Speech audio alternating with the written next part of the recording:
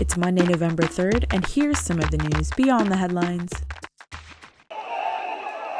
Burkina Faso's army cleared thousands from the streets of the capital on Sunday as protesters denounced what they claim was a coup. Two different military officials declared themselves in charge of the country following the resignation of President Blaise Compaoré on Friday. The 63-year-old fled with his family to the Ivory Coast after 27 years in power. The unrest in Ouagadougou began last week with violent protests over an attempt by the former president to amend the constitution so he could seek a fifth term. On Saturday, the army named Lieutenant Colonel Isaac Zida as transitional leader. The UN has condemned the army's power grab and is urging a swift return to civilian rule.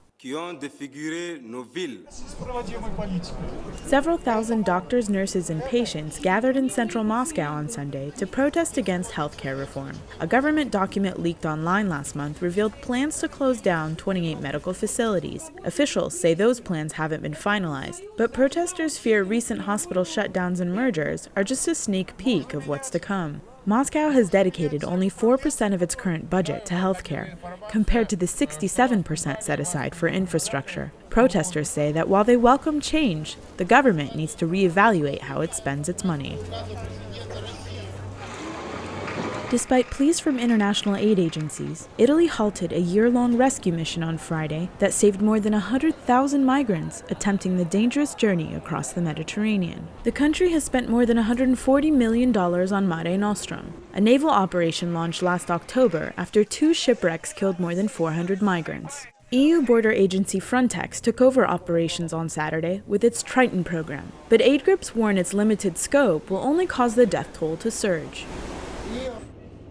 South Korea is under the gun to do something about the way it's placing people under the knife. The number of formal complaints made about unqualified plastic surgeons and botched procedures doubled in 2013 from the year before. South Korea's plastic surgery industry has grown into the world's largest, but the boom hasn't come without a few blemishes. Records show complaints about lax regulations, aggressive marketing, and the use of so-called ghost doctors, who stand in for more qualified doctors to operate on unknowing patients already under anesthesia. Check out the VICE News YouTube channel for more original reporting and documentaries from around the world. It's probably the most important thing in West Virginia. It's what we was founded on. We were coal miners back before we was ever a state. When you can burn a fuel that's 50% cleaner than coal to start with at the same or less price, why wouldn't you change it?